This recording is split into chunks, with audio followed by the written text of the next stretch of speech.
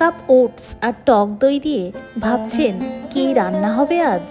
এটা না কোনো প্যানকেক আর না চিলা না পিঠে, বরং এমন কিছু যেটা মুখে দিলে স্বাদে যেমন সুন্দর তেমনি পুষ্টিতেও একেবারে 10-এ 10। নমস্কার সকলকে, আমি সৌমি, ক্যানাডার থেকে প্রবাসী সৌমির রান্নাঘর চ্যানেলে আবারও একটা দারুণ রেসিপি নিয়ে চলে এসেছি আর আপনাদেরকে স্বাগত জানাচ্ছি আমার চ্যানেলে।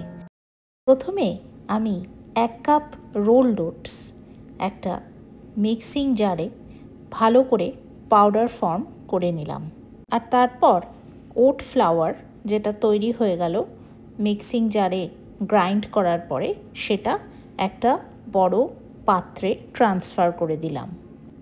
এবারে আমি এটার মধ্যে এক এক করে ইনগ্রিডিয়েন্টসগুলো দিয়ে দেব।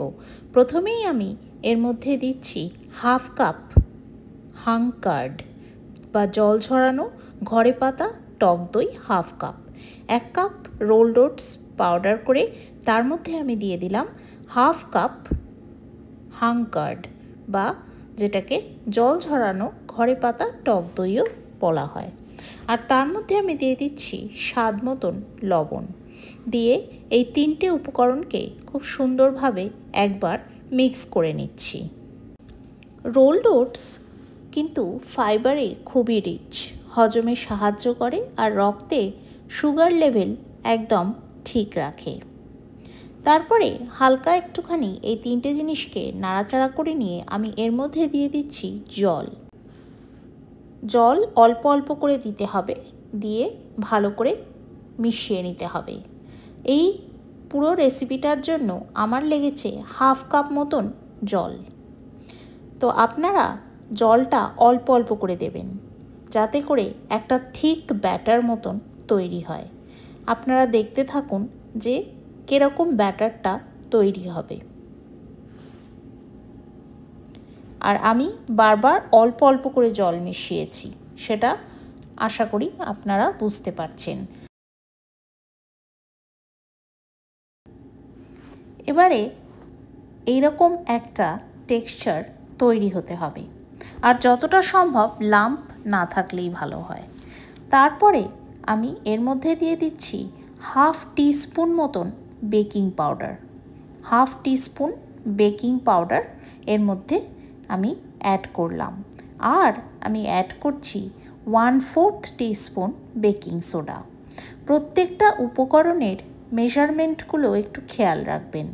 আর তারপরে আমি এর মধ্যে দিয়ে দিলাম আবারও একটু জল দিয়ে সুন্দরভাবে এই ব্যাটারটাকে আমি আরেকবার মিক্স করে নিচ্ছি বেকিং পাউডার আর বেকিং সোডা দিয়ে। বেকিং পাউডার আর বেকিং সোডা অ্যাড করার পরে কিন্তু একদমই বেশিক্ষণ রেখে দেবেন না, সঙ্গে সঙ্গেই কিন্তু মিশ্রণটা তারপরে আমি যেভাবে দেখাবো সেইভাবে তৈরি করে ফেলতে হবে। এবারে একটা ফ্রাইং প্যানে আমি অল্প একটু তেল অ্যাড করলাম। এখানে আপনারা যে কোনো হোয়াইট অয়েলের ব্যবহার করতে পারেন, যে কোনো কুকিং অয়েলের ব্যবহার করতে পারেন। আমি এখানে অ্যাভোকাডো অয়েল ব্যবহার করেছি, তবে অবশ্যই মনে রাখবেন অলিভ অয়েল ব্যবহার করবেন না। কোনো রকম হাই হিট কুকিংয়ের জন্য অলিভ অয়েলটা চলে না। এরপরে তেলটাকে আমি একটু সুন্দরভাবে একটা ব্রাশ দিয়ে একটু স্প্রেড করে নিলাম, আর তারপরে আমি যে মিশ্রণটা বানিয়ে রেখেছি সেই মিশ্রণটা বেশ কিছুটা এর মধ্যে ঢেলে দিলাম।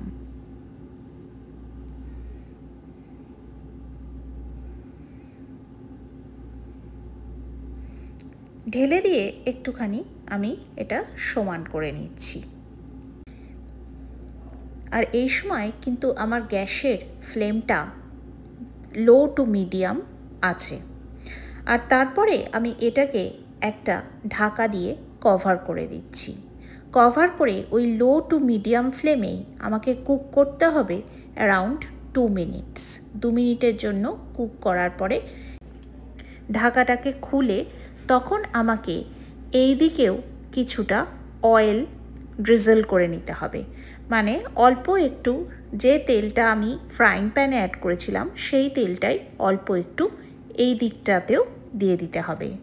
দিয়ে তারপরে খুব সাবধানে এই যে বেসটা, এটাই আমাদের বেস, পিৎজার বেস, এটাকে আমাদের আস্তে আস্তে উল্টে দিতে হবে। একটু কেয়ারফুলি করতে হবে যেন এটা ভেঙে না যায়।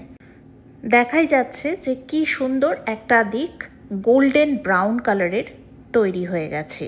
এটা কিন্তু মাত্র 2 মিনিটে তেলের মধ্যে লো টু মিডিয়াম ফ্লেমে আমি কুক করার পরে এই সুন্দর একটা গোল্ডেন ব্রাউন কালার চলে এসছে। এরপরে আপনাদের কাছে যদি পিৎজা সস অ্যাভেলেবল থাকে তাহলে পিৎজা সস এর উপরে আপনারা ব্রাশ করে দিতে পারেন। আমার কাছে পিৎজা সস অ্যাভেলেবল ছিল না বলে আমি নর্মাল টমেটো কেচাপ এর উপরে ব্রাশ করে দিলাম। তারপরে আমি এর মধ্যে দিয়ে দিচ্ছি ঘরে বানানো ছানা। হ্যাঁ, ঘরে বানানো ছানাই আমি এর মধ্যে একটু দিয়ে দিচ্ছি। আপনারা চাইলে ঘরে বানানো ছানার জায়গায় পনিরও দিতে পারেন। আমি এটাকে পুরোপুরি সম্পূর্ণ ভেজ রেখেছি, পুরোপুরি নিরামিষ, তাই জন্য আমি এখানে কোনো রকম চিকেন বা কোনো রকম এগের ব্যবহার করছি না। আপনারা পিৎজাটাকে কাস্টমাইজ করে ননভেজও করে নিতে পারেন। তো আমি এখানে আমার টপিংস হিসেবে দিয়েছি ঘরে বানানো ছানা। আর ছানার রেসিপি কিন্তু আমার চ্যানেলে 2 বার আছে অলরেডি। তো আপনারা যারা প্রথম আজকে আমার ভিডিওটা দেখছেন তারা আমার চ্যানেলে গিয়ে চেক আউট করে নিতে পারেন যে অনেক ছানা বানানোর রেসিপিও কিন্তু আমি শেয়ার করেছি এর আগে। তো এবারে ঘরে বানানো ছানা দেওয়ার পরে কিছু বেল পেপারস দিয়েও আমি সাইডে টপিংস হিসেবে দিয়ে দিলাম। তো এই টপিংসটা সম্পূর্ণ নিজের ওপরে, আপনাদের ঘরে যা অ্যাভেলেবেল আছে তাই দিয়েই আপনারা টপিংসটা দিয়ে দিতে পারেন। আর আমি কিছু বেবি স্পিনাচেরও লিভস নিয়ে সেগুলোও ওপরে দিয়ে দিলাম। বেবি স্পিনাচ ভালো করে সুন্দরভাবে ধুয়ে সেই পাতাগুলোকে ওপরে টপিংস হিসেবে দিলাম। আমার কাছে গ্রিন ক্যাপসিকাম ছিল না, শুধু রেড, ইয়েলো আর অরেঞ্জ বেল পেপার ছিল, যেগুলো ভিটামিন সিতে ভীষণই ভরপুর। তো সেইগুলো দিয়ে আর সঙ্গে বেবি স্পিনাচ দিয়ে ঘরে বানানো ছানা দিয়ে আমি টপিংসটা তৈরি করলাম। আর তার উপরে আমি দিয়ে দিচ্ছি বেশ কিছুটা চেডার চিজ। আমি মজারেলা চিজ ইউজ করি না, আপনারা চাইলে এই জায়গায় মজারেলা চিজ ইউজ করতে পারেন, কারণ নর্মালি পিৎজাতে মজারেলা চিজ ইউজ করা হয়, কিন্তু আমি চেডার চিজটা ইউজ করতে বেশি পছন্দ করি। আর স্পিনাচ তো আপনারা জানেন যে আয়রনে সমৃদ্ধ, তো সুতরাং সেটার জন্য স্পিনাচ বা পালং শাক কিন্তু খুবই স্বাস্থ্যকর।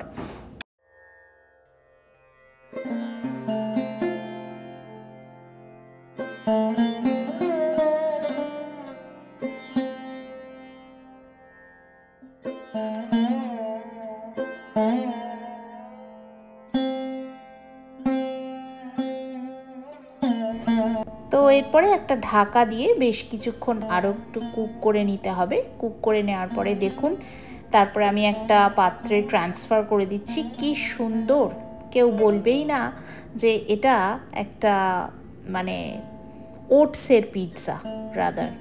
হ্যাঁ, মানে আমি বলতেই পারি যে এটা একটা এমন একটা রেসিপি যেটা আমি জানি না আপনারা কতজন এক্সপ্লোর করেছেন, বাট যদি না করে থাকেন তাহলে একবার এই রকমভাবে যেভাবে আমি দেখালাম আর কি, এভাবে একবার করে দেখবেন।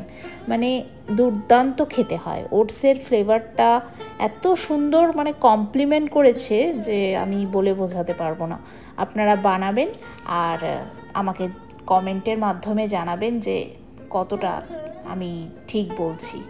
তো দারুণ পিৎজা তৈরি হয়েছিল, একদম সফট আর একদম থিন ক্রাস্ট যেরকম হয়, দারুণ, অসাধারণ, চিজি আর গ্ল্যামারাস লুক একদম পিৎজার তৈরি। সুস্থতা আর স্বাদের মিশেলে তৈরি এই ওটস পিৎজা। এটা শুধু পিৎজা নয়, এটা একটা রেভলিউশন। চলুন আপনারা সবাই বাড়িতে বানান, সুন্দর থাকুন, সুস্থ থাকুন, সকলকে নিয়ে খুব আনন্দে থাকুন।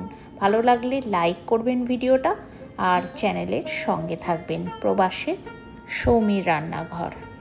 আজ তাহলে এই অবধি, আবার আসছি নতুন কোনো দারুণ ভিডিও নিয়ে, খুবই স্বাস্থ্যকর সুন্দর রেসিপি নিয়ে। ততক্ষণের জন্য thank you very much for watching.